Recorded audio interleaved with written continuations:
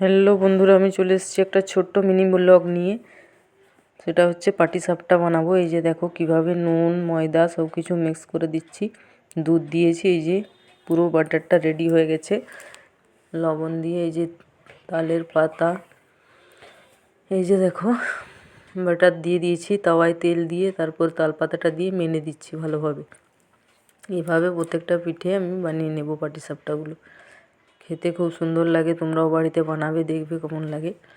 দারুণ লাগবে খেতে, খুব সুন্দর একদম মিষ্টি মিষ্টি। এই যে নারকেলের পুর বানিয়েছিলাম সেটা দিয়ে দিলাম, দিয়ে এইভাবে রোল রোল করে মুড়ে নিচ্ছি পুরোটা।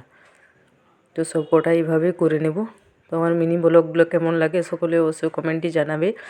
পরের মিনি ব্লগে আবার নতুন ভিডিও আসবে, সেই জন্য সাবস্ক্রাইব করবে চ্যানেলটা।